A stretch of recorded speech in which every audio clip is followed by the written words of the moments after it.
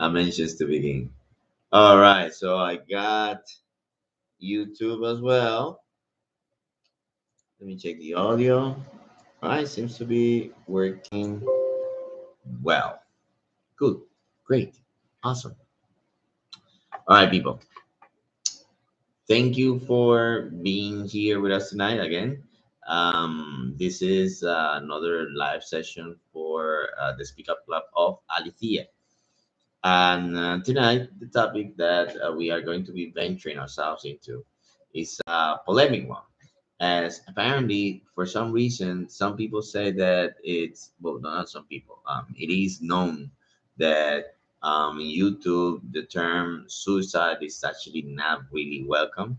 I did not really put it in the title description, but you guys could see the thumbnail that I was going to be speaking about that manga, Suicide Island. And of course, not necessarily the whole thing is gonna be about Suicide Island because I will be lying if I say that. I will definitely be developing some of the themes that are a really strong base of why the author of Suicide Island made it the way it is. And well, just as an important disclaimer as well, it's important to know what is this story, the manga. Suicide Island started serialization in 2008, written by Kouji Mori or Mori Koji. I think Koji is the name.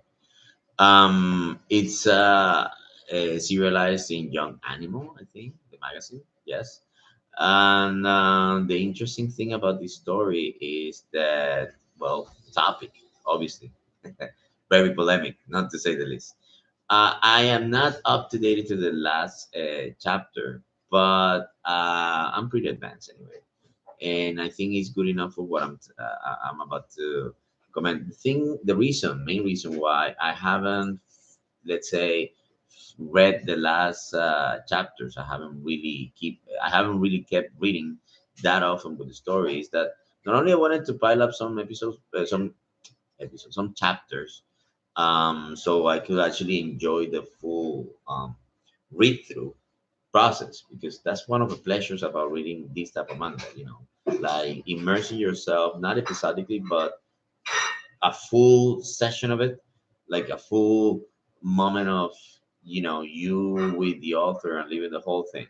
Is yes, reading novels, good novels can actually give you a little bit of a pleasure of that too. But when we are speaking about movement and action, weirdly enough, in 2D, when we're speaking about manga or comics, they do give you an extra.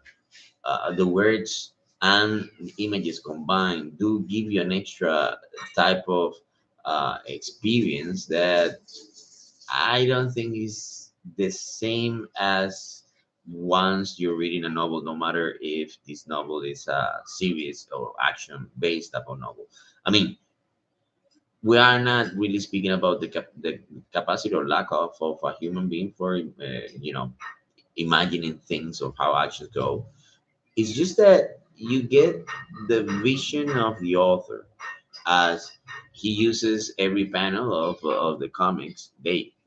He or she, they use the panels of every comic as storyboard of the story and then complete the rest with words. I can see that my cat is little hungry. Um, but going back to the idea of the manga in itself is incredible. The topic, however, is difficult sometimes to actually, get you in the mood to read it. That will be a second reason why possibly I haven't read the last chapters. I've been waiting, and at the same time, being like kind of like holding onto this particular emotion I need to have when listening to it, when reading to it. I said listening to it because I was thinking just now, like it happens the same way when you listen to certain type of music. Like in my case, I love rock. Most of the people that know me know that I love rock, but I love different type of rock. Rock is so wide. got so many different types of subgenres within it. In rock, you have like cold bands, different type of cold bands, and they're cold bands because they're special. And special means that you don't listen to them all the time necessarily, although there might be people that do, but you don't do that all the time. You have them for your special moments. And as they are for special moments, you cannot like use their music as ceremonial procedures for some reason. In one of my cold bands is Tool. I don't listen to Tool all the time. I listen to Tool especially when I am in that particular type of mood. And if I think about a read through of Suicide Island, there's no better companion than Tool as a soundtrack. So now I gave you that hint. All right, guys. Suicide Island, as the name suggests, is about an island in which suicide survivors drift to, because in that world, in the universe, in Japan, the Japanese government have decided to relinquish, or to not relinquish in itself, actually to um, cut off, yeah, the human rights of all individuals that um, have persisted on attempting suicide. Okay, these individuals, having survived, produce an incredible burden to the state and into, trying to make them healthy again, putting them through the different programs that there are for rehabilitation, social rehabilitation of sorts. Not working, obviously, these people committing again or attempting to commit suicide only made this burden to be heightened up and to be even worse. And for that reason, the government of that universe decided to simply just cut these people off by sending all of them to this island. This island is an abandoned island in the outskirts of a few kilometers away from the southern coast of Japan. This is important for things that happen in the island that I explained. And with these people that were basically abandoned in this island seemed to have been populated before by settlers, possibly moved out by the 70s or something like this, and that's why the architecture and facilities that you can still find in the island are in the state that they are once the main protagonist of the story show up. It's really enticing. The whole environment is produced from the very beginning of the story, because obviously you get to find out things as they come, as our protagonists are actually seeing the things themselves, and you find out that our protagonist is actually a suicide survival. Starts by basically, conflicting with the situation of waking up when he was supposed to be dead, right? I remember that what drove me to read this story was the idea of, really what is it that goes through the head of a person that commits suicide. And as I've had experience with it myself, um, it has always been a topic of my own interest. I need to basically start off by, clearing out the air on this thing that I just mentioned. When I was a kid, I sort of was present, not exactly present by seeing it, but hearing it because it was behind the house where I was living, of suicide and involuntary suicide when I was only 8 years old. And then again, that happened when I was about 13 years old with the dad of a friend of mine back then, stepfather. And then again, it happened with a friend from high school. And then again, it happened with a friend from university, first year. So that idea of suicide, oh, and then again, it happened a few years later too. And this one was one that was really gruesome because it was caught by cameras. I didn't see it. I didn't want to, and it was caught by cameras, and it was a friend. Well, not exactly a friend, an acquaintance that I sort of respected back then. And that was in 2011, if I'm not mistaken. 2011 or 20, yeah, 2011, 2010. So really heavy stuff, suicide. Um, as it has been a topic that I have had pretty close to me. It, it has actually made me think about myself in terms of what do I think about like a dignifying way of going, a dignified way of living this world.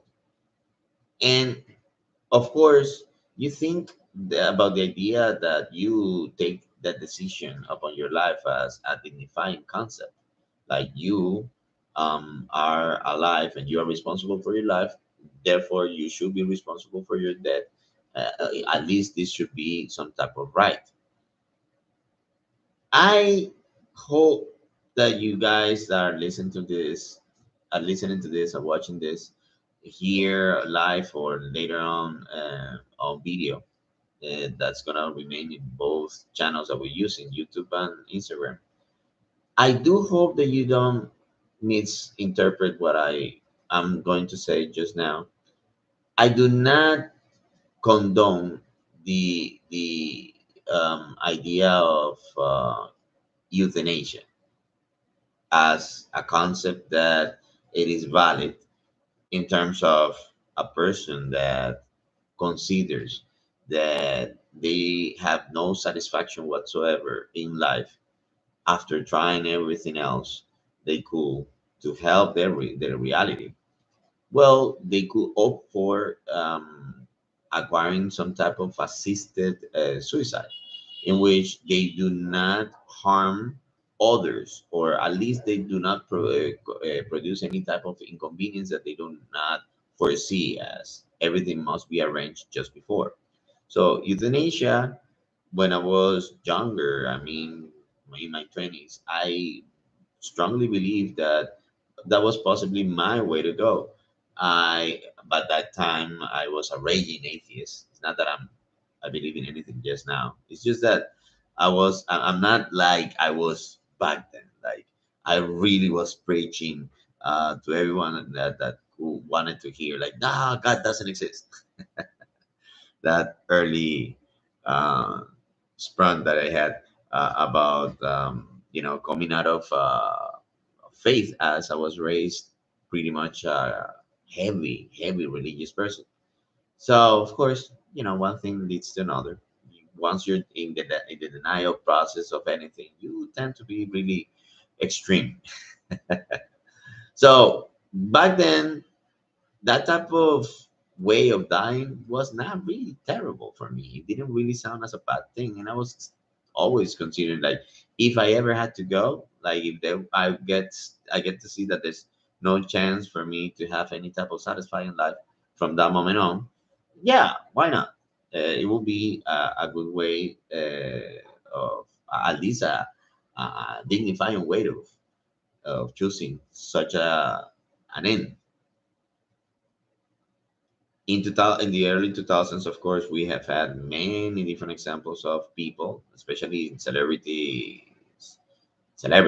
everywhere, different types, that have always put this idea of suicide as a way of closing the chapter of their lives, and obviously immortalizing them at the same time. So the information we've had regarding the idea of suicide was not the same as what it came to be years after, with so much craziness that started happening in the world. One of the reasons is, of course, the advent, the incredible relevance of social media everywhere. As you know, Slavoj Žižek reports that Peter Sloterdijk mentions this too, that because of global media, global networks, we've had, in this case, a globalized world, but in reality, what we've had is the globalized village, and understanding as a village proper. We've had all the different things that happen in small villages, global style, which is, one of the terrible things, how gruesome and how harmful gossiping is, how terrible it is that people dare to make their opinions from a distance to other people's lives, highlighting one natural aspect of our realities. And this one is the topic of tonight. How is it that we hate so much the way we look? Wow, such an introduction. I made 15 minutes. But anyway, it's worth it. All right, now, um, obviously, where do I come? Where do I get this idea from? This is not necessarily something that is not clear from obviously the evident reasons why many of the people in this island were there for the same reason. They simply just hated themselves. And they started by physically hating, that completely um, not deny, sorry, completely abhorring the way they looked for many different reasons. You had the ones that always wanted to be, let's say, I don't know, the athletic type, had the opposite look. The ones that were too handsome and that made them have social problems, social issues. The ones that were physically inadequate for the groups.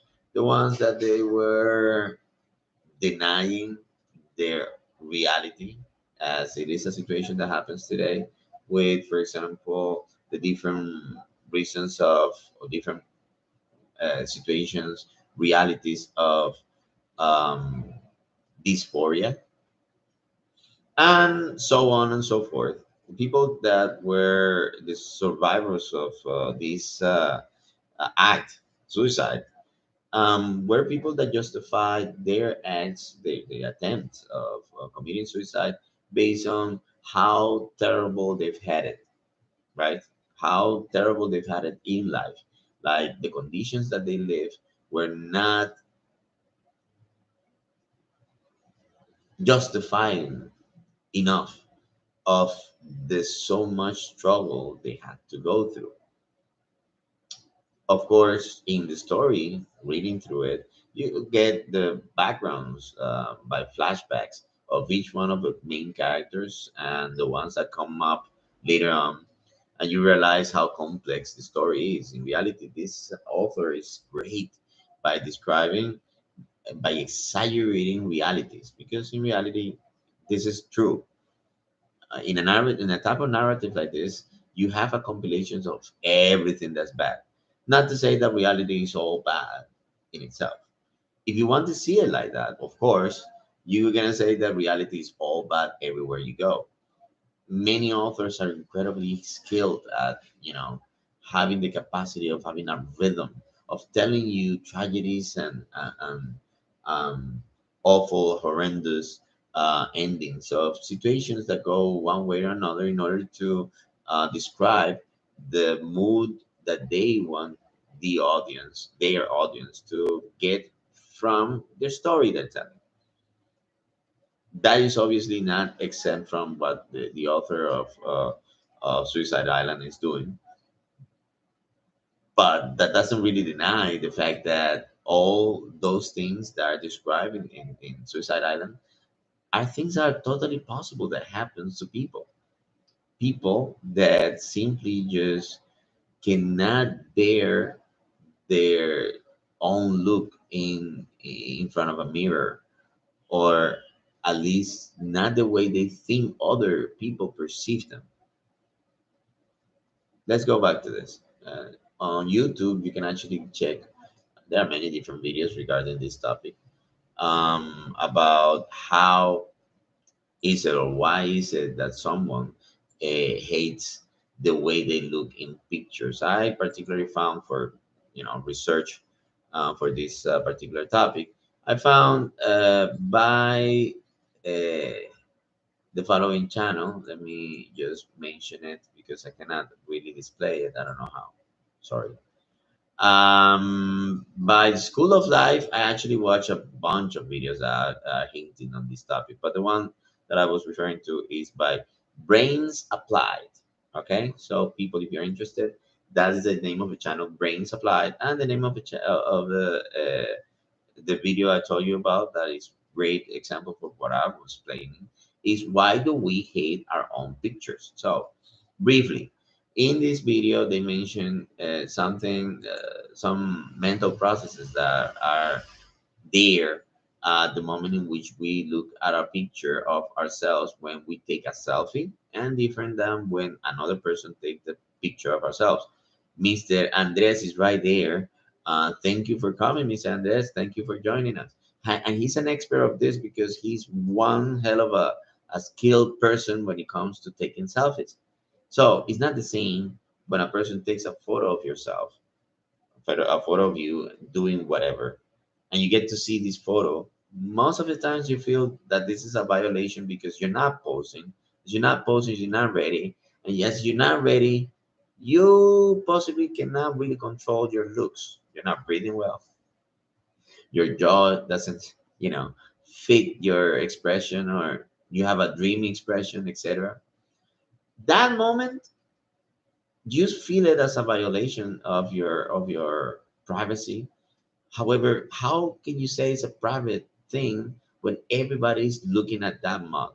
Everybody's looking at that face, at that expression, at that moment. That's the reason why they are able to take that photo, right? According to that video, we look worse than when we think we look. And that's so much true about why is it so popular for Instagram and in many other apps that you have um, these filters to make you look nice. I guess I definitely need a beer. I would think I sound even better. Maybe. Yeah, I will think about having one later on. Anyway, speaking of this situation that with a beer, people normally will start not only looking at themselves better, but start looking at everyone else better. It is a fact that the way you alter perception of yourself positively makes you emotionally feel, you know, gratifying, thankful, or simply just confident, right? It boosts up your confidence so much sometimes that you dare to do stuff that possibly we wouldn't do in other moments, right? All right, go. And going back on this idea that I was referring to of being pushed to do stuff like, speaking to a person you like and you wouldn't do so if you had not yet that do dopamine, if you don't have that particular push, right, you will not be able to do so. And that's so great of having friends that actually support you in that, like, they boost you up like this, particularly with girls. This is totally true. As one fact we all need to recognize is that nobody in the whole world, nobody, no matter how attractive you are or unattractive you are, nobody really likes the way they look. They constantly try to project an ideological image onto this. An example to this you can see, it was geniusly portrayed by the first movie, The Matrix. If you remember The Matrix. Spoilers ahead, although I don't think that it is needed anymore. If you go and watch the very first time that Neo is connected to the Matrix, to the practice program of the Matrix, right after being woken up. He recovers the look he had outside, back with hair, not the hole on the back of his skull, and the clothes, etc., etc. Morpheus explained to Neo that the way he looks is the way in which his mind projects, okay, he's supposed to look. Of course, that's the best version of himself. It's not the realistic one. In this video that I mentioned before, they made the experiment of people trying to see themselves in different photos, ones that they were, aware, and ones they were not aware, and realize which one was the real themselves. Of course, some of these photos were manipulated, retouched, and these people obviously could not really, for the love of God, cannot really found themselves. They always found a tweaked little picture, but never the ones that was the real selves. Now, of course, some people like my friend Andres will say something like, "Yeah, but I like the way I look on the pictures." But that's people that normally are super confident. And of course, we do have people like that. However, even among super confident people, it's not that they like the way they look at themselves all the time. They actually have to work for that type of look. Handsome people are not handsome 100% of the time. In fact, all these gorgeous individuals that are famous on Instagram, you can actually see their interviews. Then they normally say that it's not that they wake up and they take the photo and that's the one that they display that day, sharing on their Instagram. Not really. They have to train, they have to pose, they have makeup, they have many other different things to go through in order to for one of these photos to be posted. Those are the ones that look good. What about the rest of us, right? For the rest of us, if there is a photo of us around uh, that we have no idea was taken, and then suddenly this comes up at a poster or at a post on Facebook, Instagram, everywhere, it will be nightmarish from the very beginning. It will be nightmarish. It will be like, no, what's this? I learned from Zizek as well the term, the psychoanalytic term. Symbolic castration, which is the process that goes that explains how you feel when you don't recognize yourself from the perspective of another person. Like another person, brings out an aspect of yourself that you don't feel proud of and define you by it. Of course, you cannot really deny truth, but you cannot really approve of that truth, not willingly, without feeling that situation of your symbolic image being totally, frustrated. And that's the reason why it's called symbolic castration. I think that most people have gone through that. Of course, that's a way of bullying. When someone has used your um, looks, your appearance, somehow to make a ruse, to make fun, to make a prank, to joke about, to simply just tease you a bit. When an aspect of your physical appearance is portrayed comically by another person, it's really not attractive. It's really not nice in reality. It takes a lot of emotional wisdom, emotional maturity to, play along, sort of accepting that type of criticism, teasing, that most of the time is even affectionate type of teasing. But it requires for us a better self-esteem, really, to accept some portray of ourselves that we normally wouldn't.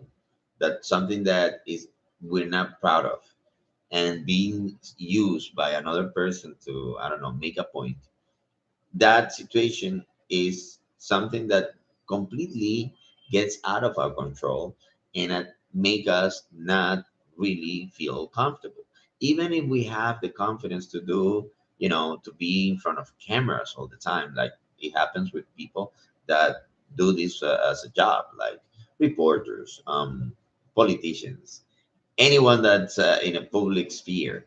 Um, if they are constantly in cameras, it's not that they love it all the time, that the camera, let's say, zooms up on a mall or uh,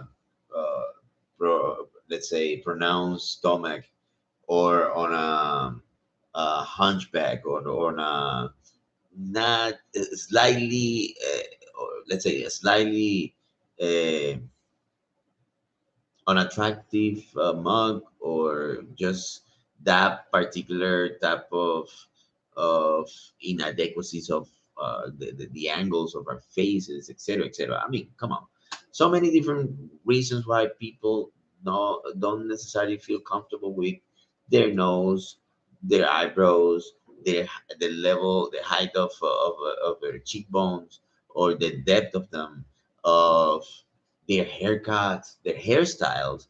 Not the hairstyles, the hair themselves, the texture of their hair, so much that they need to constantly be changing them. Like it happens a lot with girls more than guys. In guys, when we start losing hair, how it produces so much anxiety, and etc., etc., etc., etc. So many different things that are connected and that are justified. How we somehow feel disconnected, this sorry, out of our comfort zone, the moment that we see ourselves out there, not aware of us being out there. Okay, repeating the idea of us being captured by somebody else's eye, right? Some of these kids, the ones that, because they were the majority young people, the ones that were scattered all across the Suicide Island incident in the manga, apparently they had the same common situation of, you know, being unattractive. That's a common one. Unattractive men. Unattractive men that have been alone for many, many, many years begin to um, develop really self-deprecating thoughts, so much that it feeds on terrible attitudes that are mostly self harming, and or simply just self-sabotaging. And this is a situation that has become, let's say, a little critical depending on where you are today, because, historically speaking, there is a huge reference of this with what happened with that generation of Chinese men that grew up without having a female counterpart. How's that? There was this case, this policy in communist China, the back in, obviously we're speaking about communist China of the 19th century, sorry, of the 20th century, in which they supported the only child birth, right? You bet, awesome. They requested, they supported the only child policy that only allowed having one boy. Okay, one family, one boy, no girls. And if there was a girl coming, obviously she was supposed to be aborted, right? Terrible situation. Okay, if you think about this terrible situation. But all these men grew up to be single.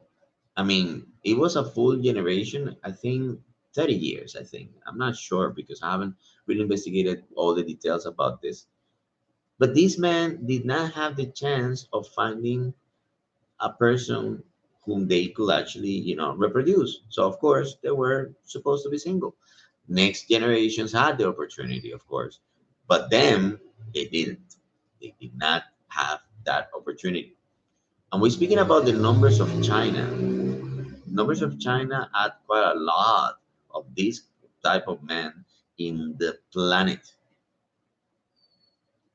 Adding to that, you have the option of, let's say, everywhere in which you have high poverty and high unemployment among men, and bunch of kids grow up to be single because they don't have the conditions. I mean, not only they don't have economic support, uh, they don't have the emotional support. Those two things work against the possibility of them finding a person that they could actually live a life with. And many of the reasons why this happened somehow are connected to how they see themselves as they think other people see them. They nullify the possibility that they have of finding a person that that could, in this case, appreciate them the way they are, because of course they always begin from the physical perspective. Now, notice I said men. This actually definitely happens with women, but it's a little, of course, different because of how socially speaking we work with these cases, even even today. You know, it's not really common that women are going out there looking out for men. Like, hey, hey, why don't you come out with me? Let's date. You know, that happens, but really is not the really is not the common thing today. It has never been in the past, and until now, it hasn't become like that. It's becoming even true. Andres, I don't know what happened, but you couldn't come in. I do hope that nothing's wrong on your side. Everything's working fine. But anyway, you can still comment here. It will be awesome anyway. So again, as I was saying, it's not really a popular thing that girls are the ones that have the initiative when they try to, you know, get together with a person. Unless, of course, we're not speaking about heterosexual relationships. Heterosexual relationships, normally the situation is given in the position in which it is expected that the guy begins the interaction, right? It is expected that it happens like this. Today, on the other hand, is a little bit more casual than at least in my time. But even if it is today, it is expected that the guy is the person that initiates the procedures. Okay, and that would be great to think that this is a situation that let's say could be even everywhere in the future.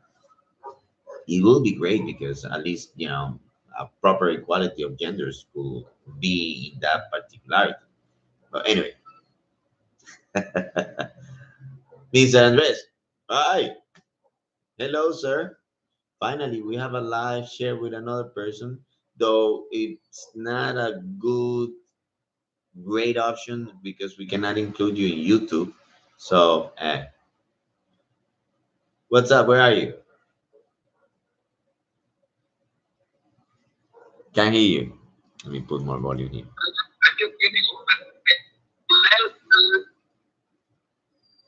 What? Try again? I couldn't hear you.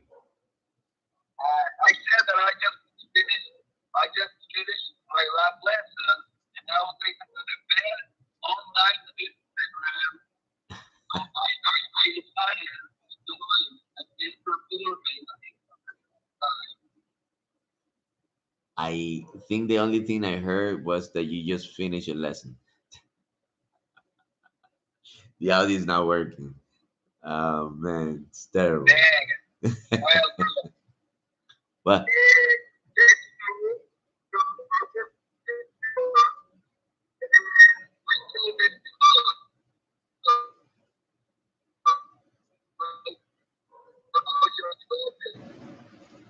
No, the thing is, where you are, there is a feedback, and every time that you speak, the only thing I hear is the of the feedback.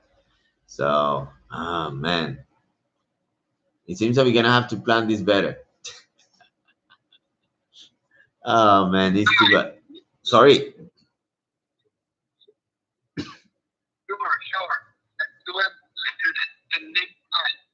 I think we're gonna have to use mics for this because the headphones. Well, maybe it's because of the configuration of this. That's the thing about live and phones. I mean, they are devices that give you the capacity to doing quite a lot of different things, but they're not perfect. It's not like the pocket levels that you had. Oh, it was connection issues. Yeah, still, I was saying that maybe it was the phone too that was producing the echo that did that feedback issue.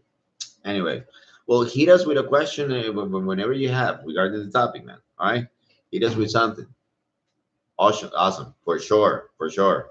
Text me. Okay, going back to Suicide Island.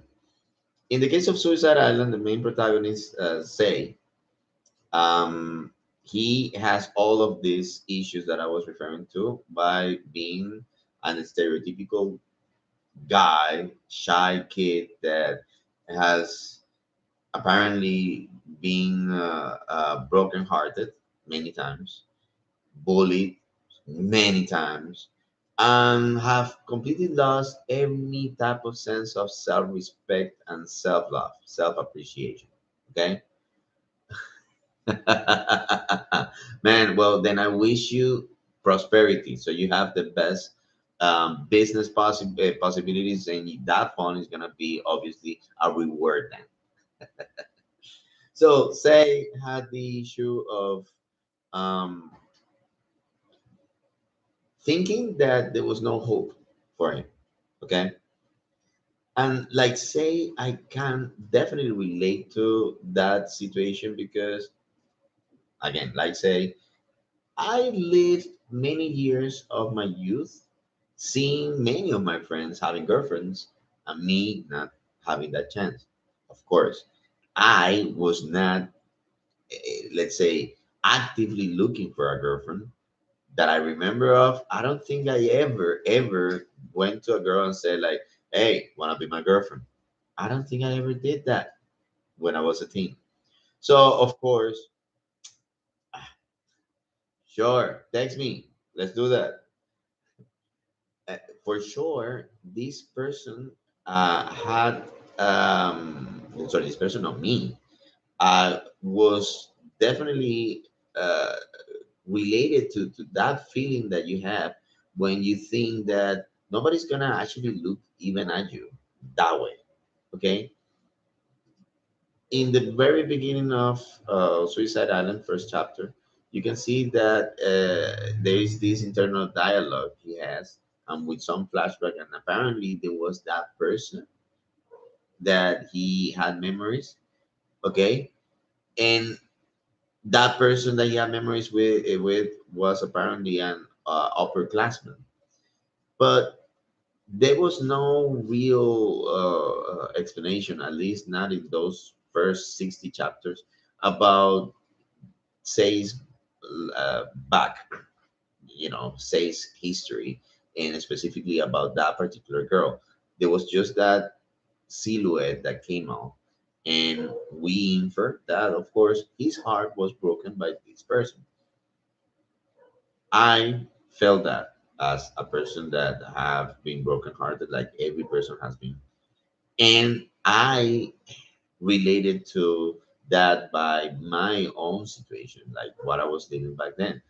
When you are a kid, you try to justify the reason why you think that you're not attractive or to other people, and you seem to have to look at yourself in the mirror and realize, oh, I'm full of acne. I must be ugly. My nose is not like the guy that looks like a prince, or I don't know. Here, everyone's white except for me, etc., etc., etc. Right? There was the economic thing that in reality was more determining that. any physical attribute, because later on I realized that there were guys that did not really look that great and still had the chance, and I didn't. And I was, what's going on? What's happening with me? Nobody loves me. So of course I did get that. In my 20s, the situation started changing. I started getting experience, and the more experience I got, the more I realized, like me, that sensation I had looking at a mirror was the same that everybody had, and even girls had that. I never thought that girls had, back then, of course. I never thought that girls were so insecure about the way they look, especially when everybody knows, everybody says to girls, "Hey, how beautiful you look."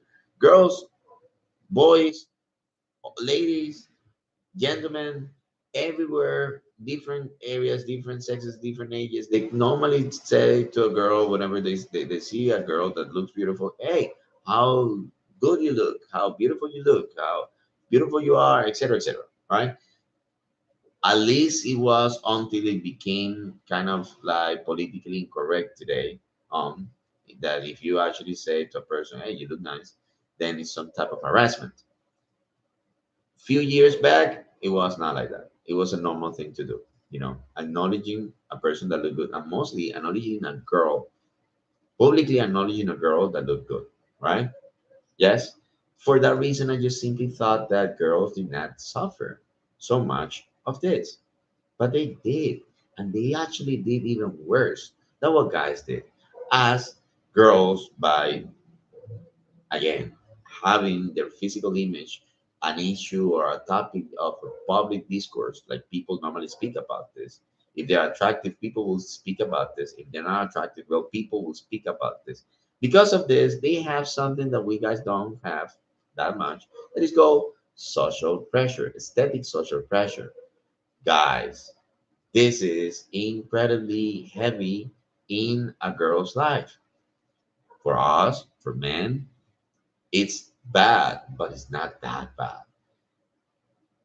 Main reason that I just found out a few weeks ago.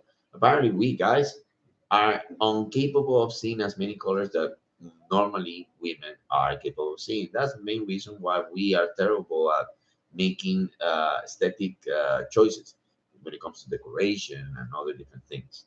So, of course, girls definitely see more physical details of everything, right? Than what we do. And if we see something that we don't like, but we just simply just brush it off by saying, "Okay, I can't do anything about it. I just let it be." Girls, on the other hand, will feel tormented by that thing they cannot control. And when it comes to a physical attribute, that actually makes them feel even more depressed than we feel. I would say that, especially with really attractive girls, um, they kind of like develop a dependency of their own on their own image, a dependency that is positive, negative, depending on the situation that they're living. In moments in which they're having, let's say, great time, I don't know, they're training, having a good diet, taking care of themselves, that's a moment of a high, right? A high confidence even. And obviously, the opposite happens when they are not in the best times. It's a situation like, for example, when girls become moms, right? So, of course, moms, lots of moms suffer with a lot of self deprecating feelings, depression because of this, low self esteem, etc., etc. And girls that haven't gotten married, they suffer depression for, again, not finding anyone that appreciates them, and because of that they start doing stuff that is self-sabotaging, as terrible diets, um, really low physical activity, etc., etc., etc., of course resulting on them not looking as they wanted to look. So one thing leads to another, and we have that confidence that we have has a huge support on the way we apparently look. But that's the thing. You look one way and then you think that you look the other way, as we did, as we explained with the example of Neo and the Matrix. Your looks are not, let's say, you can control, of course, how you want to look the moment you go out of to the street. You can control your pose when you are taking a selfie or when you simply just know that a person is taking a photo of you, making a film, etc., etc. You speaking in front of people, again, you pose, you act, you do stuff that otherwise you wouldn't. What I mean by otherwise is in your private moment. In your private moment, you're not muscular, you're deflated, you're not strong, you're weak, right? You allow yourself to be even fragile. That is your private self. Psychoanalysis explains that don't really we don't really know who we are because we are constantly telling ourselves stories about ourselves. We're constantly justifying the way we are. If we really needed to have a great diary, a journal, we wanted to carry or simply just take a great one as a valid document, we shouldn't write one ourselves. We should have one person writing the journal for us, but this person needs to be with us the whole day, every day, for as long as you want to keep a journal. This person is going to be capable of telling us exactly how we looked in every little different thing that we said that we did that day. Because our memory chooses to highlight stuff more than others. And all the way that our memory chooses to do this is, of course, depending on our level of reward, our level of satisfaction. Some things give us lots of satisfaction and we remember them well. Some things give us lots of frustration and we also remember them really well. Some things are neither there or here, and for that reason, we tend to forget. Okay, but when we're speaking about those things that tell a lot about who we are to others, we rather choose what to show, but we are not really choosing this when we are out there, when we are in the streets, when we are in our jobs, when we are among our friends, because you cannot pose the whole day, even if you're a professional poser. You cannot hold your breath to look muscular the whole day. You can put on makeup, but the makeup is gonna come down, come off with your sweating, with just simply the light of a day, wind, smoke, etc., etc., etc. You will begin to look as you are to the people that surround you the whole day, every day. And I guess that if I must finish by giving some type of advice, I think that one of the best things we can do in order to, sort of shed or sort of eliminate that type of pressure we put ourselves on, sort of eliminate some of the anxiety that we have upon our looks, how we look, could be by, not necessarily having to just look at pictures of yourself the whole day. That's one of the recommendations that the video that I mentioned before did. I mean, I'm not a professional. I would not say that that's not good. I will not be a professional in that sense. I'm giving an educated guess and educated opinion based on all the evidence of everything that we've spoken, and using actually that thing that happened in Suicide Island as a reference. What I mean by this is you don't necessarily have to have an eye on you the whole day. You don't have to be looking at the mirror the whole day. You don't have to look at yourself the whole day. Yes, you need to know. You need to be really aware of how you look. But apart from that, one thing that works perfectly well is the fact that you can recognize, everybody can recognize that there are people all around us that we appreciate for many different reasons. We respect them, we love them, we care for them, we simply will give an arm or a leg to save them, right? If we could, if we know that they need it, right? There's so many different people that we look up to, so many. Now, ask yourself this: of all those people that I just referred to, do all of these people look, perfect, like top models, top tens, the example of masculinity, physically speaking, or femininity, physically speaking? Do all of these people look super hot, super attractive? Are all of them stereotypical blondes, stereotypical Greek gods?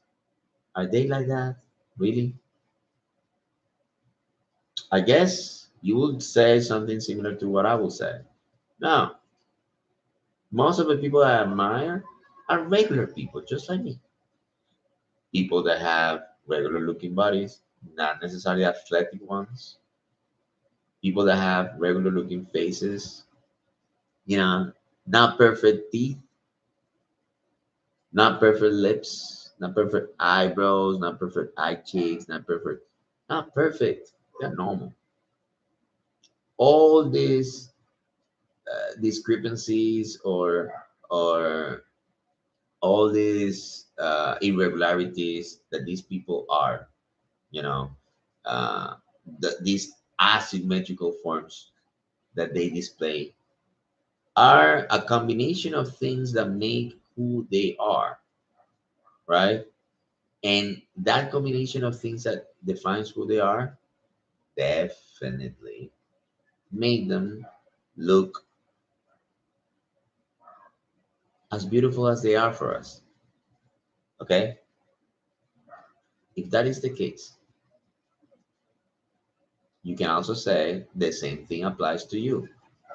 If you know that you are appreciated by anyone, they look at you and they do not really care that you have a nose that looks this way or that way, teeth that look this way or that way, hair that looks this way or that way, etc., etc., etc. They will not care if you're a 10 or a 4, even a 1. If you have people appreciate you, and I'm meaning people, I'm not just speaking about love interest, people in general that appreciate you, then you could say that they appreciate you despite your ugly mug. If you think yourself as an ugly person, you don't consider them ugly. In fact, many of them that have really, really weird attributes, very asymmetrical features, sorry, they are somehow in your eyes nice looking. They look nice. They have that charisma. You also have that because you're a human being too. And as they appreciate you, they appreciate those aspects of you as well. If you can appreciate others, you can definitely appreciate yourself. I am basically concluding by inverting that uh, Christian Bible conclusion, like um, in the second commandment, uh, it is said that you have to love others as you love yourself, right? You love yourself, you need to love others, right? But I'm inverting it. Love yourself as you love others. If you love others, no matter what, if you appreciate the good in them, everything that you see in these people that make you look up to them, that make you appreciate the moment that you spend with them, anything, then know for sure they do the same for you. That you have stuff that make them look great. next to you. Make them feel great next to you, sharing with you. Now, of course, the same can be said about the people that don't find or cannot have other people that appreciate them. If you find yourself in a position in which you think that nobody appreciates you, well, maybe it's because you're not doing a good job in, being appealing to other people. If you're not respectful to others, if you're not benign to others, if you're not considerate to others, well, it's gonna be difficult that you find people that appreciate you. Some people have managed to even completely destroy every type of bridge, social bridge they've had with people that appreciated them in the past. And that's terrible if you manage to put yourself in that situation. Many of those kids in Suicide Island were there because of that, because they isolated themselves so awfully, they sabotaged themselves so badly that they simply just cornered themselves. They simply just put everybody else outside their possible area of control. So, if there is a learning experience, a learning lesson from all the different things that I said in this hour that I have live, my God, is that you don't need to be in that position. Getting yourself to think that you don't want to live anymore and you prefer to commit suicide, you don't need to be in that situation. Not at all. There's so many different things you can do in order to make your life better. You, of course, a la Jordan Peterson, need to begin by cleaning up your closet, cleaning up your own narrative. You cannot be, pretending to think that you are that marvelous person you said you are in your head without actually doing, good stuff, marvelous stuff for other people. In fact, being benign to other people is just simply something that you do to be better with yourself. If you are the opposite, you're not being good to yourself, you're not being good to anyone, you're simply becoming a cancer. And that is something that the world does not deserve. The world does not deserve another person that is simply just spreading out misery and horrible things. So, do the opposite, people. Be good to others, be considerate to others, be respectful to others. And for sure, people will start appreciating you. People will start seeing how great you are and, value you for the great things that you are. And that value is enough for the self worth that you're supposed to have confidence in yourself. Having said that, we just closed the last session of the Speak Up Lab lives that we've had for today, for this week. And of course, we're gonna come up with next Friday another one that I still haven't prepared. I'm working on it. And as you can say, as you know, this is the moment that we have our general disclaimer about the purpose of this session, the Speak Up Club Lives.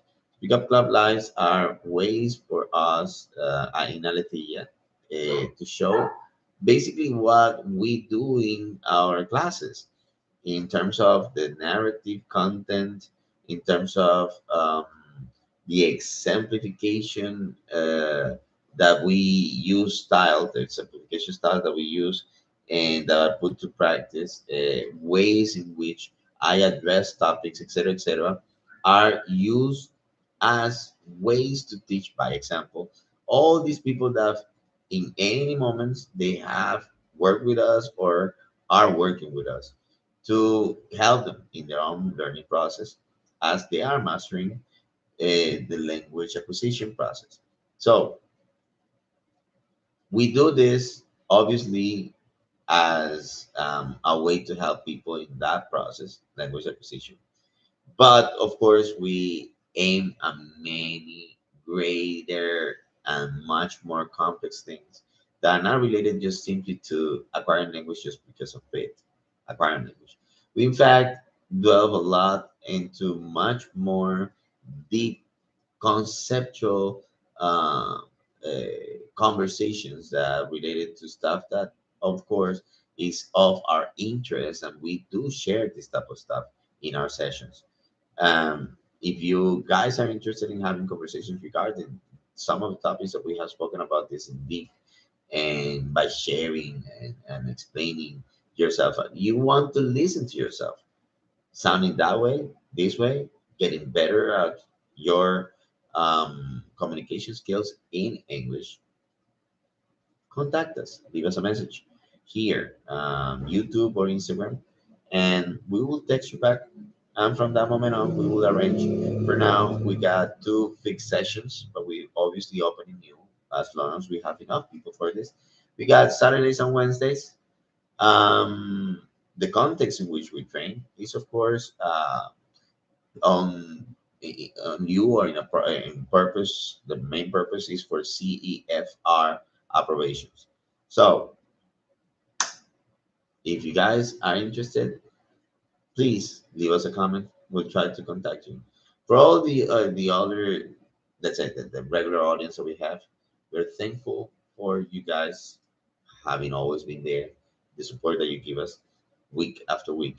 We apologize for the weeks that we have had issues to come up. Not all the time we have all the conditions, and sometimes they have. It happens, okay? But we will try as much as we can to keep on going all the way to till our next vacation period.